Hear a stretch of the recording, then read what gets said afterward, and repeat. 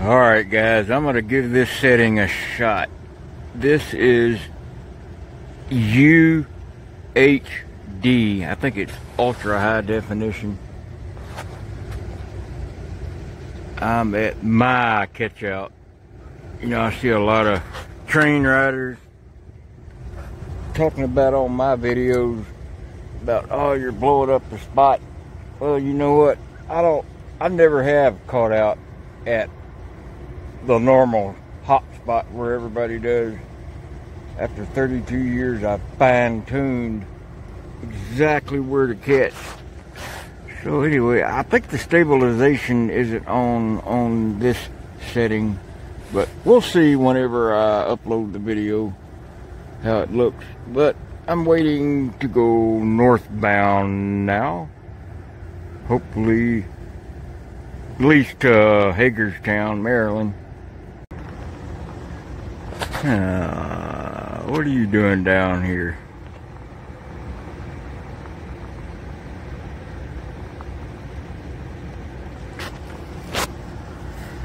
Yep. Can't even see where I'm at. Yeah, I made sure I brought my thermal underwear, coat, rabbit fur hat, everything on this trip. Yeah, there's a main line there.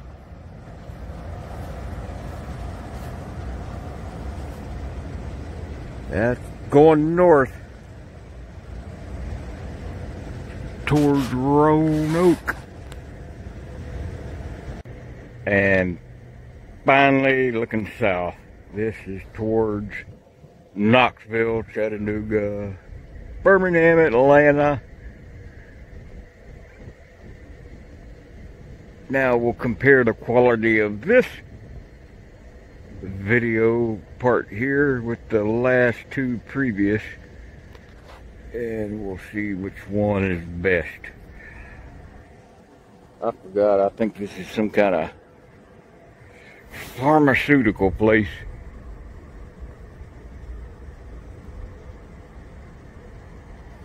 But yeah, my train will be coming in, going this way.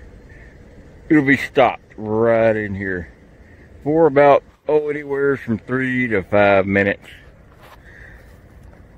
So as it's pulling in, I really start watching the cars, especially when it gets down to 5 miles an hour or under. See, I've already lost my gear. That's pretty good. Big old track back here.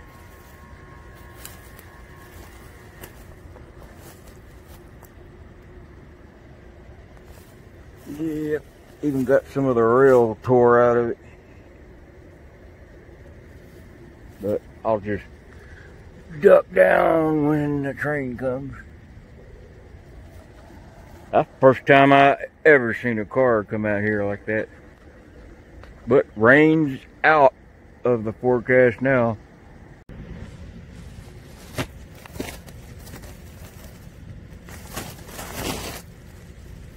Well,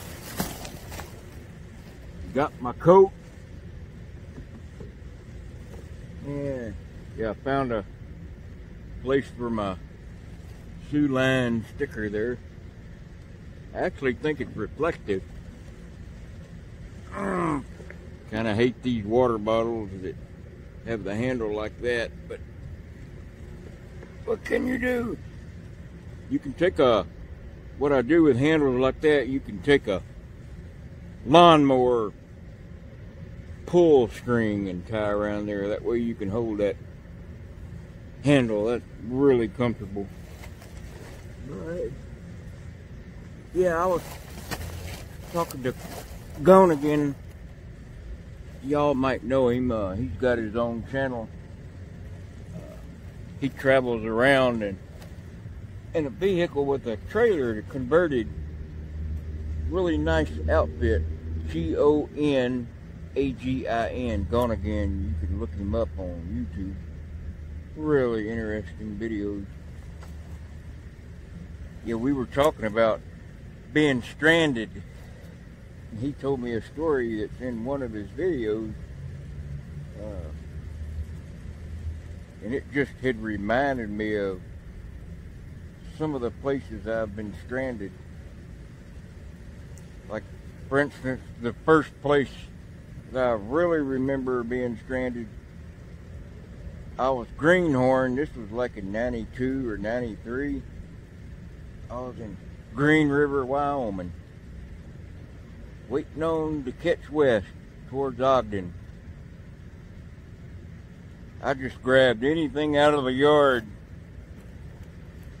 And this was a train going to like a soda ash mine. And I hopped on one of the hoppers that they fill with that powder, that mineral they get out of the ground. And it's kind of like gypsum, maybe. And I ride out about 32 miles out west, and I'm like probably 15 cars back from the locomotive, and I seen the conductor get off when sitting on something, a vine or a blackberry vine or something. Yeah, I seen the conductor get off. He turned the switch from the main line to a old rinky-dink line. Of course, I'm Greenhorn young. I didn't know no difference in line types and how worn they were and how to read that kind of language. And he seen me. So he walked back after switching the track, and the train went around the corner on that line. It stopped so he could switch it back to the main, and then he was going to walk up, and then they would go. But he asked me, he goes, "You just got on in Green River, didn't you?" And I said, "Yeah." He goes, "Well, we're going about 15 miles up to the mine, and they're coming to pick us up. They're going to fill these over the week." Ow, dadgum. That vine got me. And so I decided just to stay there and hope for luck that something would stop. But nothing ever did. Everything blew by like no less than 40 miles an hour. Dadgum.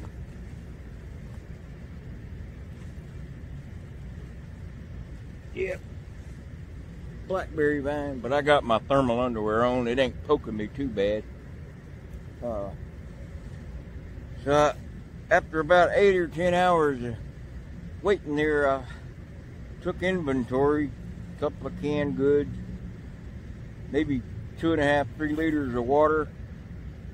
And I figured, well, there ain't nothing between here and Green River, so I better start hoofing it.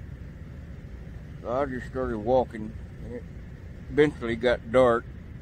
But thank God it was pretty much downhill gradually all the way into Green River. But I spent 2 nights and 3 days walking, and I had ran out of water probably my 2/3 of the way into the walk. So I walked without water for 1/3 of the way. I probably 8 or 10 miles I did without water.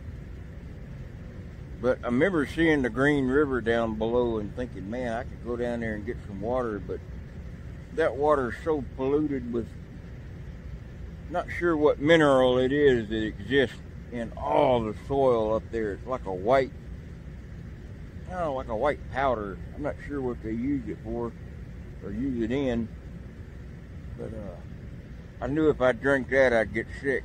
It's kind of like alcohol, something alkali, like a base, whatever they use it in. So that's my pretty much story on that. And even last winter, man, that's really getting to me.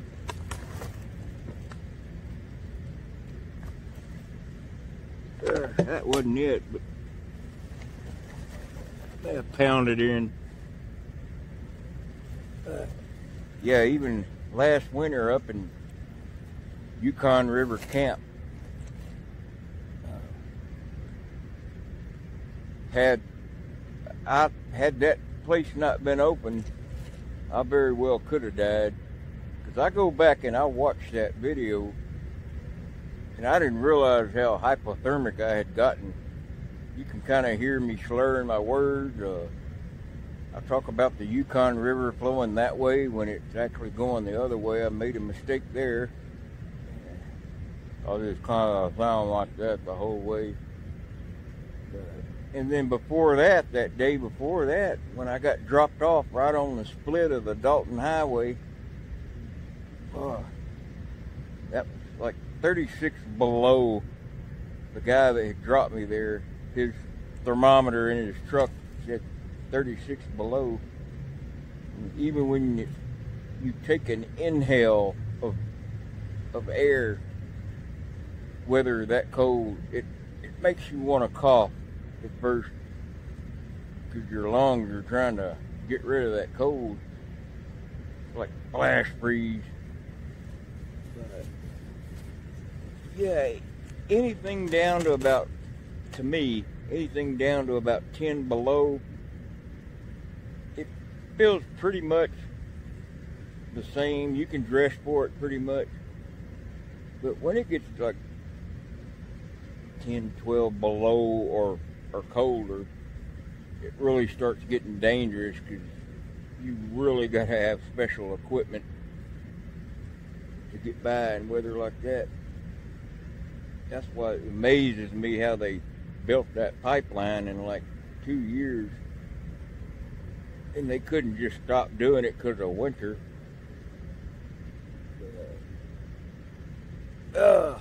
Yeah, still waiting here.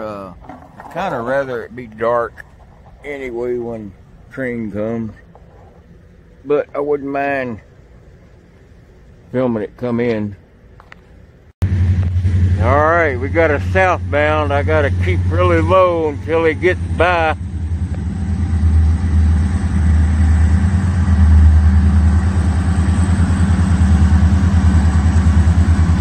That's a local.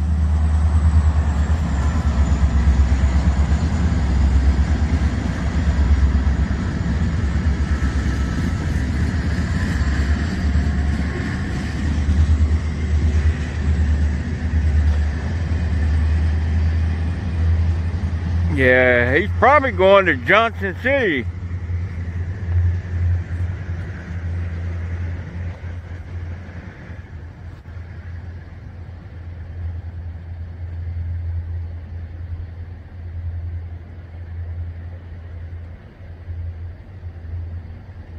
Yeah, he just had them GP engines on there. Yeah. You can tell by the way they sound too.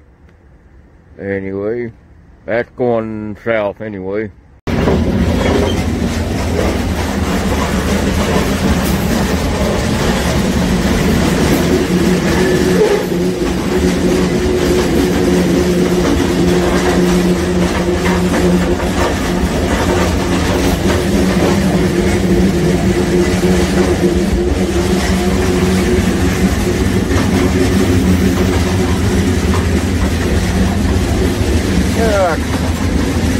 Caught out this morning.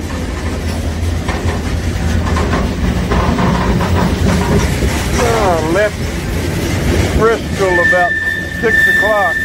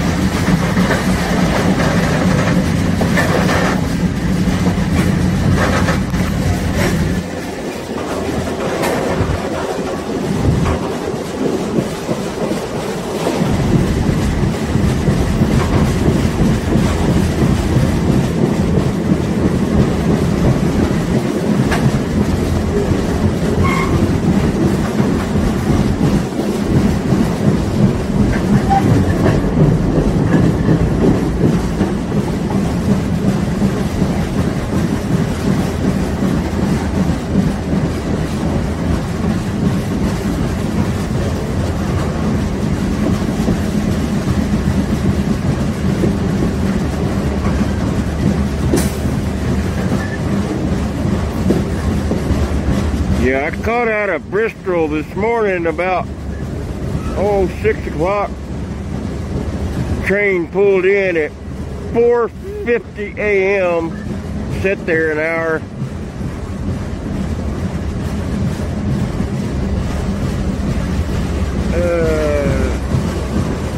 Like we're coming into Radford, maybe.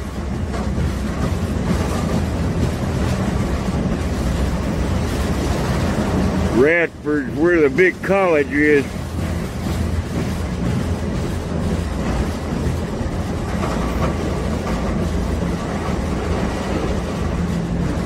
Yeah, he's got the auto racks up there. See those? And he's got some coil cars back there.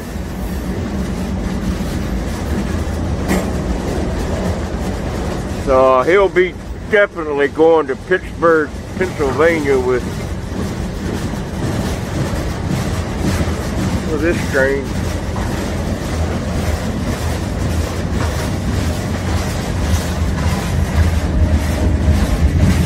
Yeah, I guess I better get rolled up. I can't stand being rolled out in case I gotta get off. Yeah, a subscriber friend of mine sent me this. Pretty cool. Look at that sheet.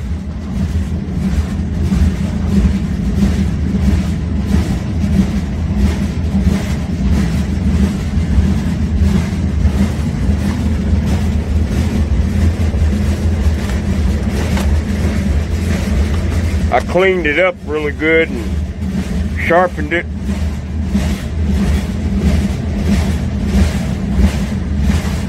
Yeah, that sheath is really nice. Anyway, I'm gonna get on rolled up. Trying to figure out why we're going so slow. The leaves are changing.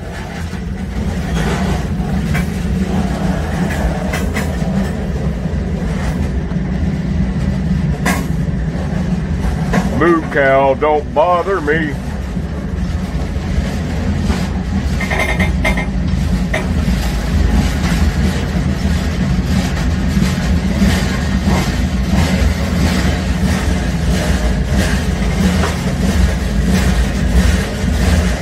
We have a 10-mile-an-hour speed restriction through this main line. I have no idea why. What on earth is all that out there?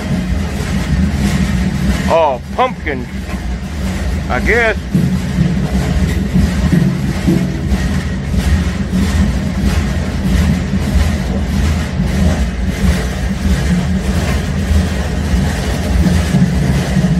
Wonder the cows don't eat them. Wish I had a clear shot of it.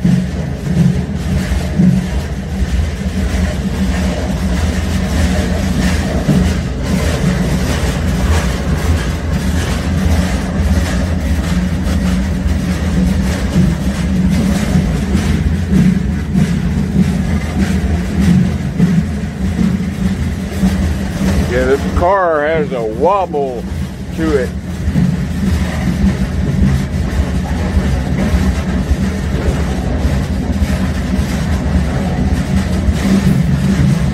Man, there are thousands of pumpkins.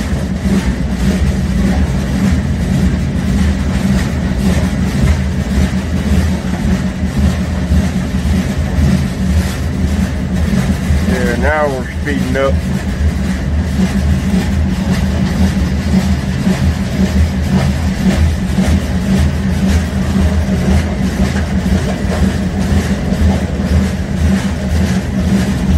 I've never seen pumpkins just laying out there like that without mounds or roads.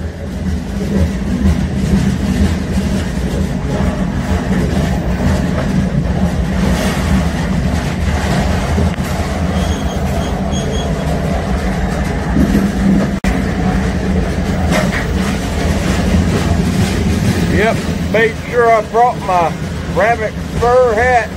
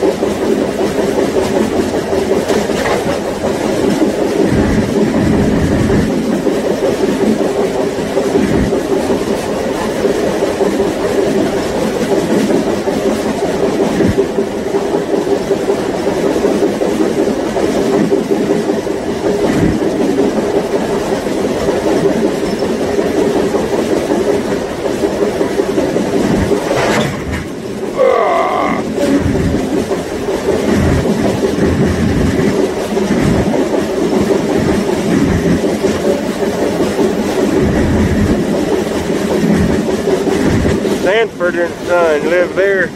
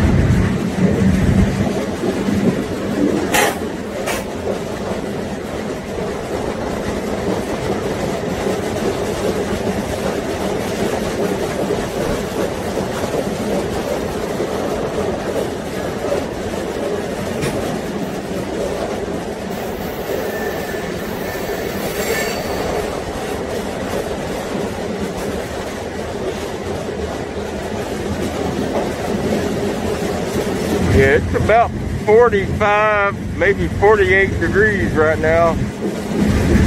This is absolutely perfect weather for me. I wouldn't have it any warmer or any cooler if I had a choice.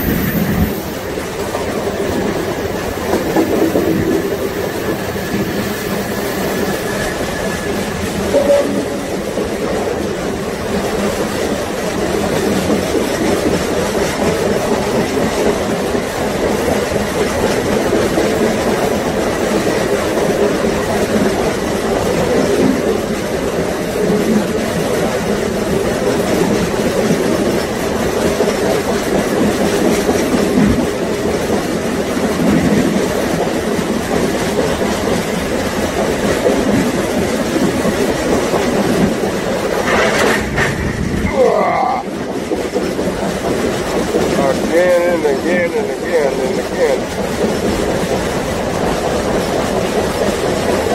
We're not that far back. Bad engineer.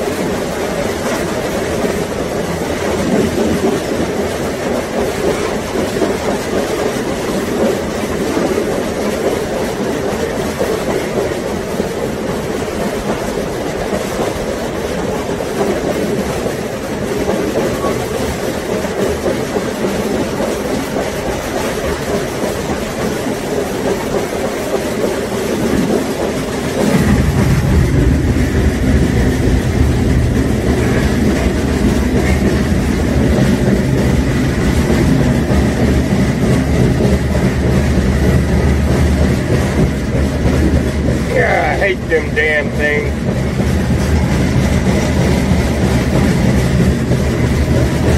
Look like herbaceous chicks.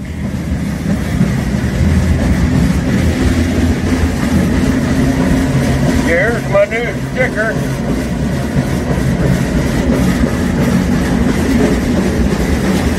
I really appreciate it.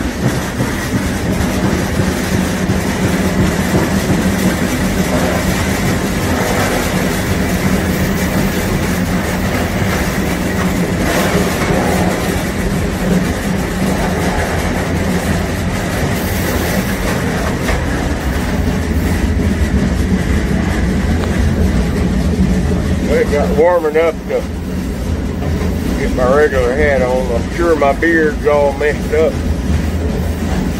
Woo, dog. Yeah, the sumac is really red right now, turning red. I'm gonna try to get off in Radford. Radford's a neat little town. Almost all the trains stop there.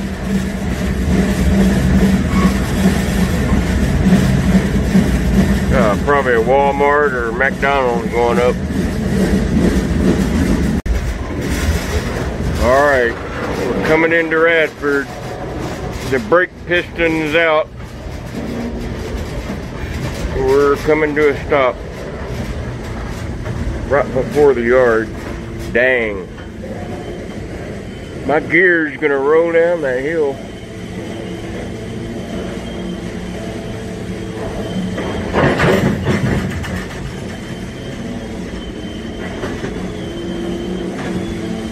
Come on, pull up a little further. Where it's flat. I don't want to get off in front of these people anyway. Looks like I might have to.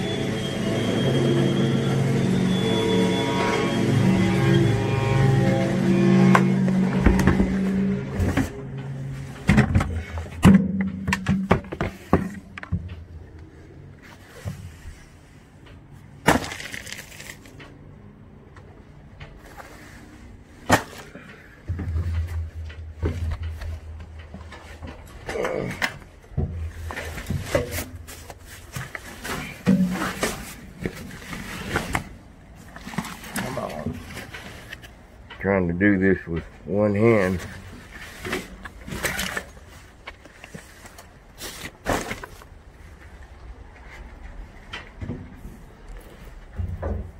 Look back one more time. Got everything.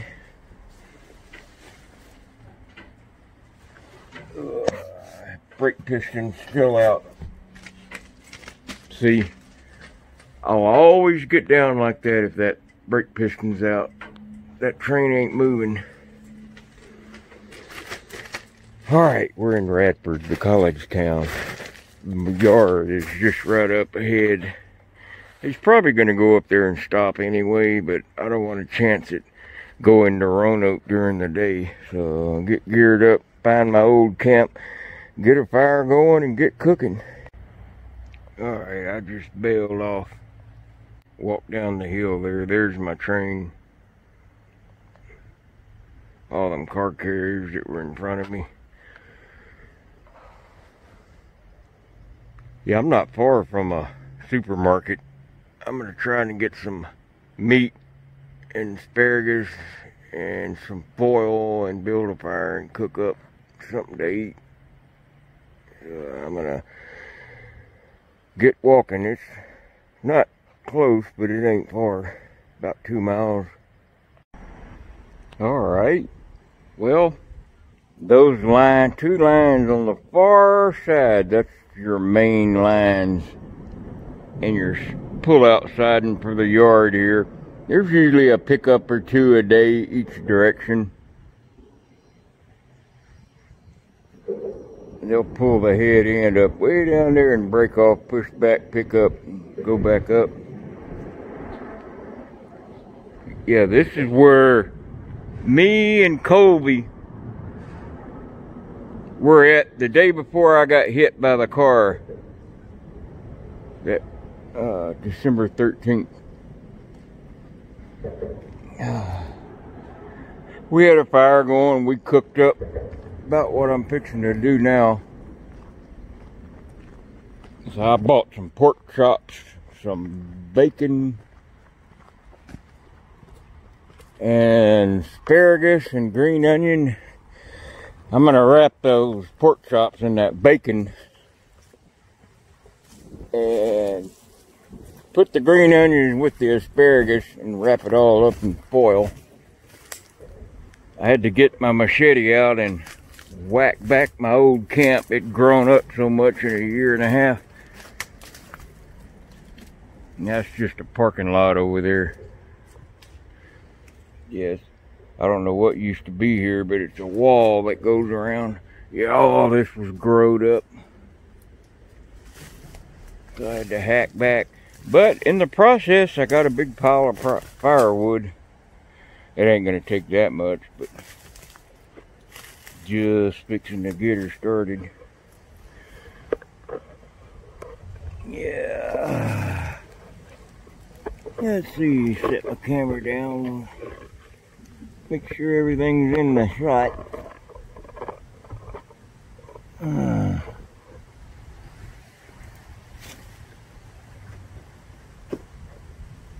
Alright, got these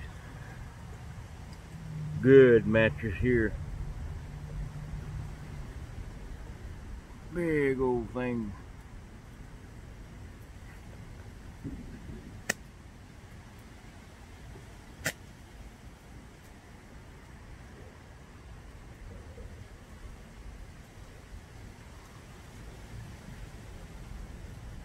That wood's so dang dry. Hell, I don't even need but one match. Man. Alright, we got seasoned bacon, seasoned pork chops, green onion, and asparagus. And we got some bread and damn other stuff too. Man, WD-40.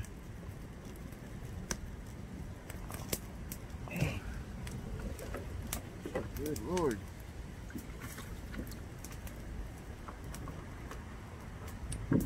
Stuff burns off a little.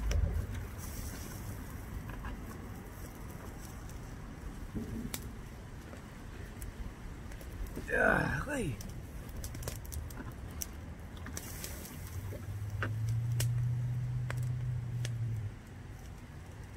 Anyway, I'll go ahead and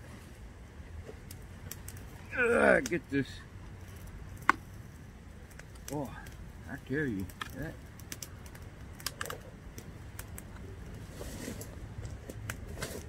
heat me up.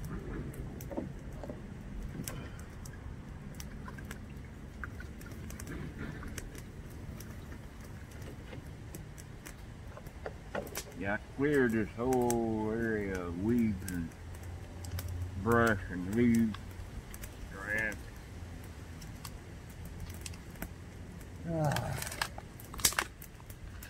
Let that burn down a little.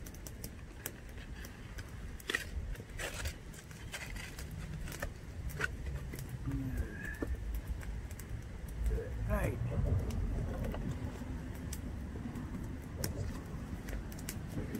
Hey, well.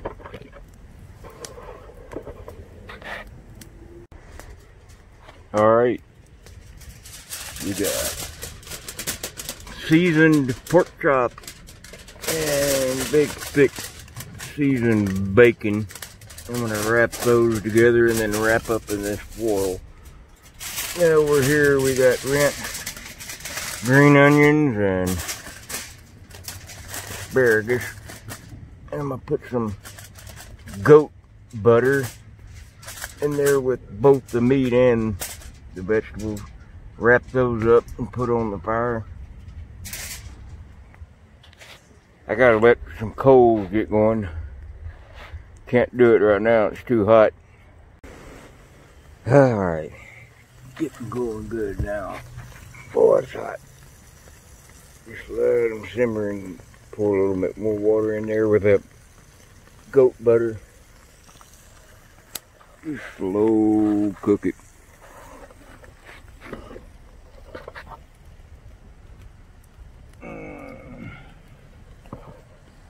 Now I gotta move that solar charger again.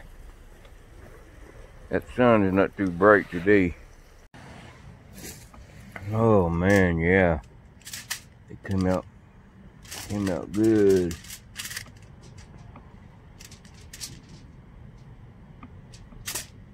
Got the green onion in there too.